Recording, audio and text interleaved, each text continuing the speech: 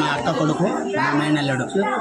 తనకి చిన్నప్పటి నుంచి చదువు ఫస్ట్ స్టాండర్డ్ నుంచి ఆర్మీ ఉద్యోగం వచ్చేంత వరకు మేము బాగా సహకరించాము. తను జమ్మూ కాశ్మీర్ బార్డర్లో ఉద్యోగం చేస్తున్నాడు.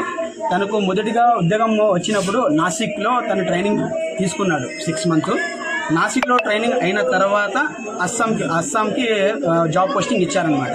అస్సాంలో 1 year జాబ్ చేశాడు. ఆ అస్సాంలో 1 year జాబ్ చేసిన తర్వాత మళ్ళా పంజాబ్కి ట్రాన్స్ఫర్ చేశారనమాట.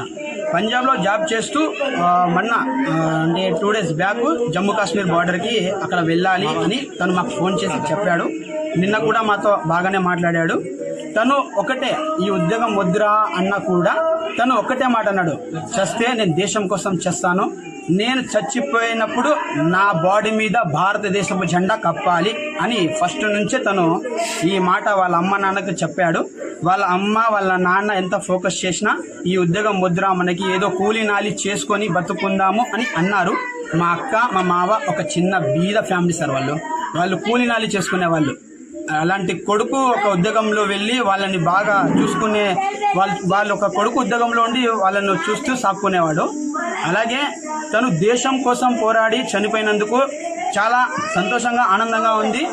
కానీ ఒక చిన్న విషయము, తను ఎప్పుడు మేము మర్చిపోలేము. తను మా హృదయాల్లో ఎప్పటికీ ఉంటాడు.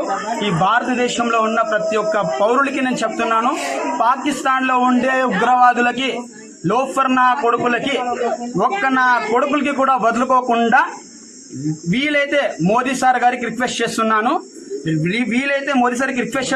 2 రోజుల్లోనే ఆ పాకిస్తాన్ మొత్తం సర్వనాశనం అయిపోవాలని నేను కోరుకుంటున్నాను.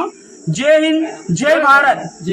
నాకుండే 2 కొడుకులకి కూడా ఆర్మీలోనే పంపిస్తాను. ఆ దేశం కోసమే పోరాడతాం, దేశంతోనే ఉంటాము. పాకిస్తాన్ నా కొడుకులకి తరిమి కొట్టాలి, నా కొడుకులకి సర్వనాశనం